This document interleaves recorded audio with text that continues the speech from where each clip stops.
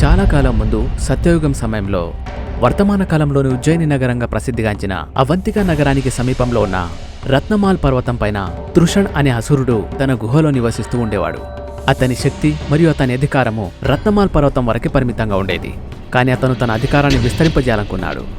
తృషణ్ కేవలం అవంతిక ప్రాంతాన్నే కాకుండా మొత్తం భూమిపైన తన సామ్రాజ్యాన్ని విస్తరింపజేయాలనుకున్నాడు.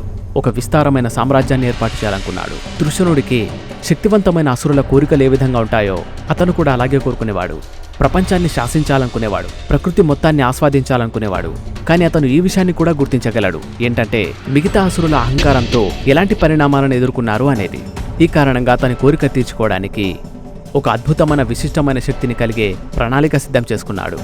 అతను రత్నమాన పర్వతంలోని దట్టమైన అడవుల్లోకెళ్లి విష్ణుదేవుడి కోసం కఠోరమైన తపస్సు చేశాడు. కొన్ని సంవత్సరాల వరకు ఇలాగే తపస్సు చేస్తూ బ్రహ్మదేవుడిని ప్రసన్నం చేసుకోవడానికి ప్రయత్నించాడు. ఎన్నో సంవత్సరాలు గడిచిపోయాయి, కానీ ఇప్పటి వరకు బ్రహ్మదేవుడు కనికరించలేకపోయాడు. కానీ తృషణ్ మాత్రం తపస్సు ఆపలేదు. కానీ అతను ఎప్పుడూ ధైర్యం కోల్పోలేదు. నిరంతరం సాధన చేస్తూనే ఉన్నాడు. చివరికి ఆ సమయం రానే వచ్చేసింది. అతని తపస్సుతో ప్రసన్నుడైన బ్రహ్మదేవుడు రత్నమాల్ పర్వతం పైన ప్రత్యక్షమయ్యాడు. బ్రహ్మదేవుడు తృషణ్ణి ధ్యానం నుండి మేల్కొల్పి, ఇప్పుడు నువ్వు ఏం కావాలంటే అది కోరుకోవచ్చు అన్నాడు. తృషణుడు బ్రహ్మదేవుణ్ణి గౌరవించి ఆయన ముందు చేతులు జోడించి అతను కోరుకున్న వరాన్ని తప్పక ఇవ్వాలని మాట తీసుకున్నాడు. దాంతో బ్రహ్మదేవుడు వాగ్దానం చేశాడు. అప్పుడు తృషణ్ తన కోరికలన్నీ బ్రహ్మదేవుడికి వినిపించాడు. మరి ఒక ప్రత్యేకమైన శక్తి కావాలని అడిగాడు. అప్పుడు అతనేం చెప్పాడంటే, విష్ణుదేవా, నాకు త్రిదేవుళ్లకు సమానమైన శక్తి ఇవ్వు అని. ఎందుకంటే నేను ఎక్కడైనా పాలించగలగాలి మరియు ఏ శత్రువు చేతిలో కూడా ఓడిపోకూడదు. వృషణ్ కోరికలు విన్న బ్రహ్మదేవుడు ఒక్కసారిగా ఆశ్చర్యపోయాడు. అప్పుడాయన ఏం చెప్పాడంటే, త్రిదేవుళ్లకు సమానంగా శక్తినివ్వడం అనేది అసాధ్యమైన పని అని.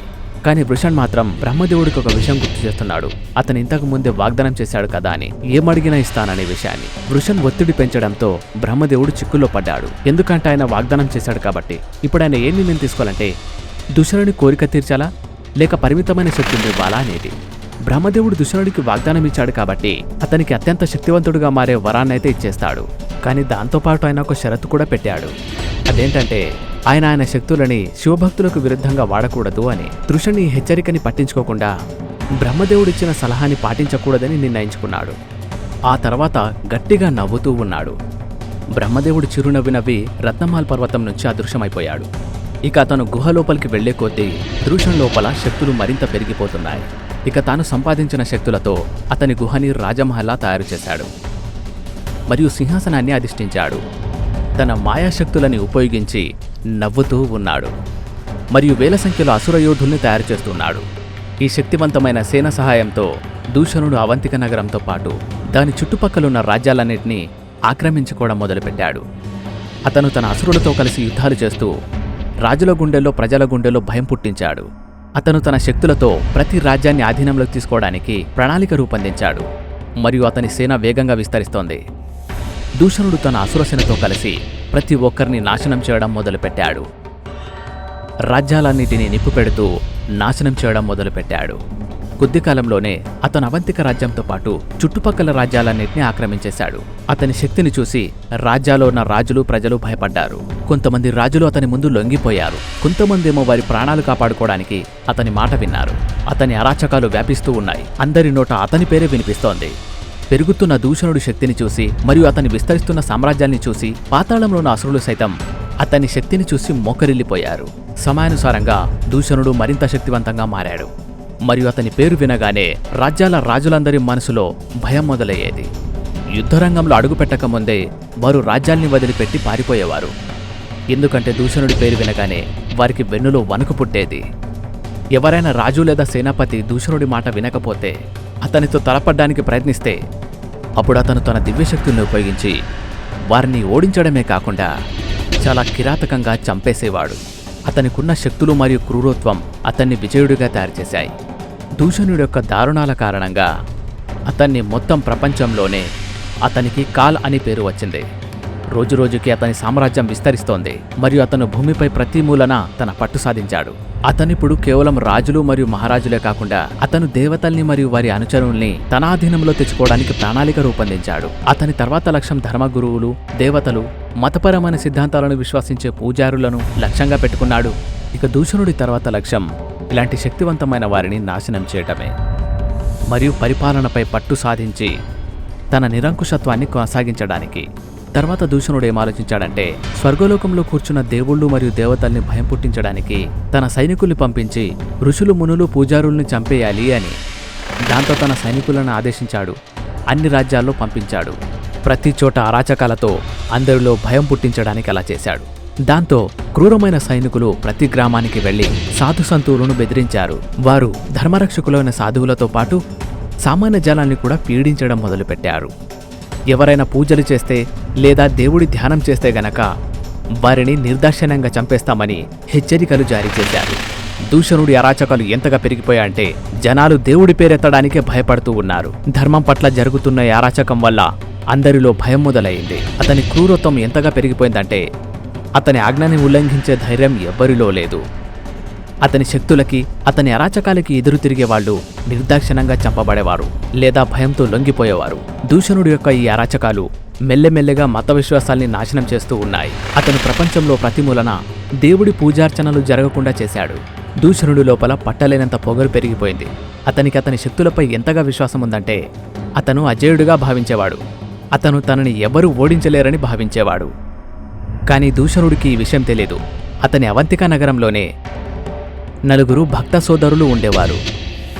వారు శివుని భక్తులు.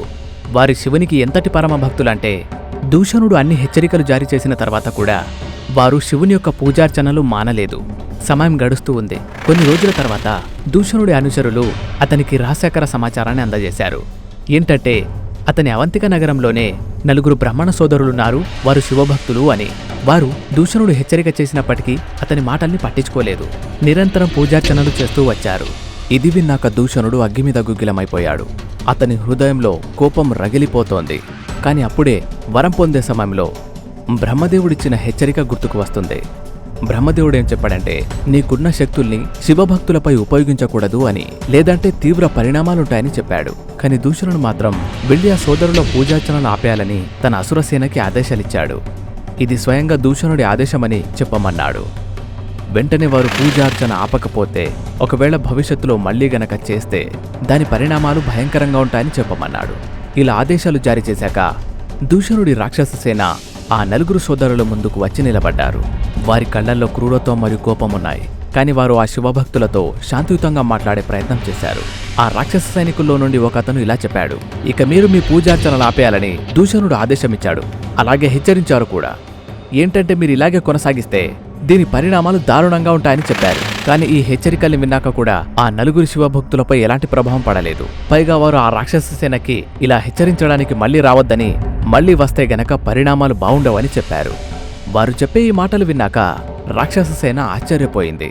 ఆ భక్తులు వీళ్ల ముందు ఇంత ధైర్యంగా మాట్లాడతారని వారు ముందుగా ఊహించలేకపోయారు. దాంతో వారి లోపల ఉన్న కోపం మరింతగా పెరిగిపోయింది. కాని వారు ఏమీ చేయలేరు. ఎందుకంటే దూషణుడు ఆదేశమిచ్చాడు కాబట్టి.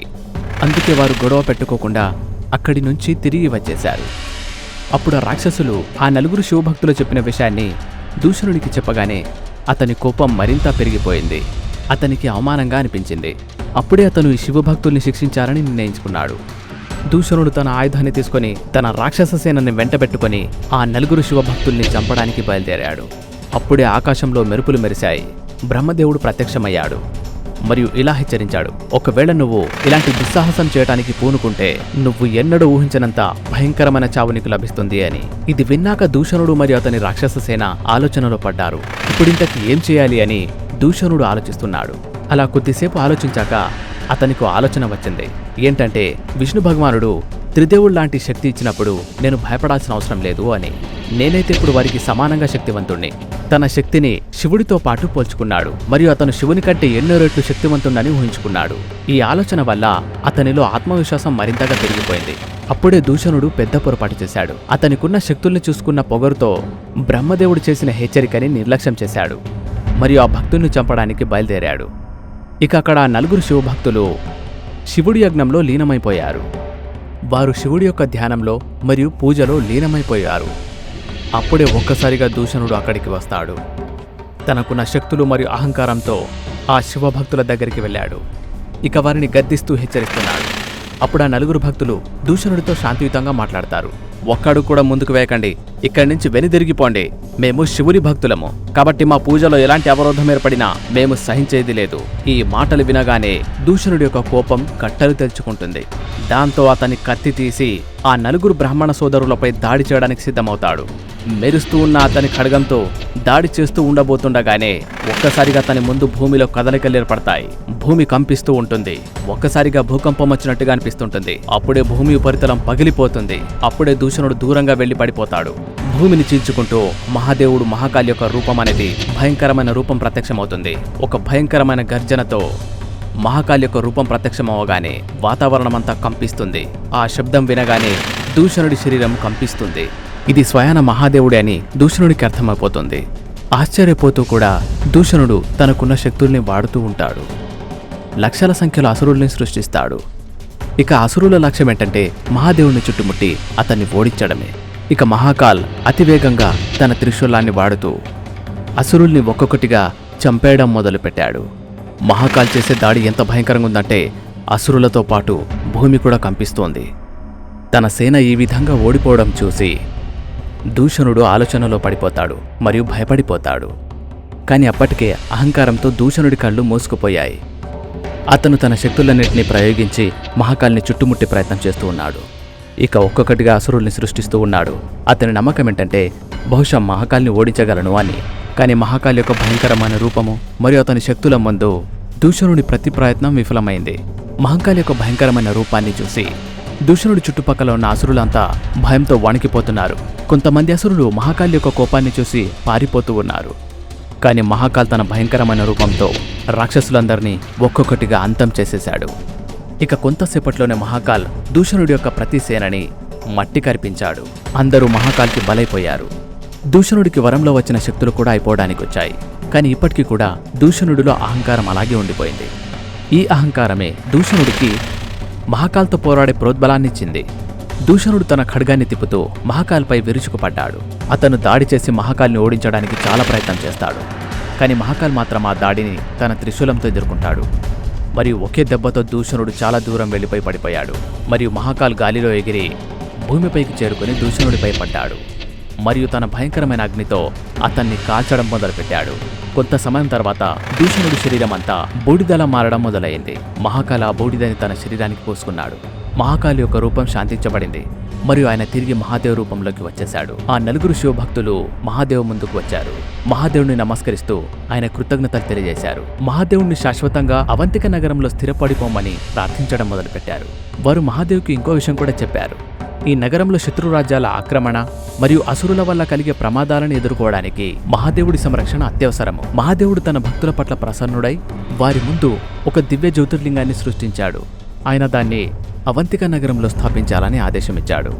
మొత్తం అవంతిక నగరానికి రక్షణను కల్పిస్తూ శాంతిని నెలకొల్పడానికి పెట్టారు. మహాదేవ్ ఈ విషయాన్ని కూడా చెప్పాడు. ఈ దివ్య జ్యోతిర్లింగం ఉండగా ఎలాంటి దురాక్రమణ గాని లేదా ఎలాంటి కష్టం గాని రాదు అని చెప్పాడు. మహాదేవుడు తన భక్తుల ప్రార్థన వింటూ ఆ దివ్య జ్యోతిర్లింగాన్ని స్థాపించి అవంతిక నగరానికి రక్షణ కల్పించాడు మరియు అక్కడి నుంచి అదృశ్యమైపోయాడు. ఈ వీడియో గనక మీకు నచ్చితే కమెంట్ సెక్షన్లో హర్ హర్ మహాదేవ్ అని రాయండి.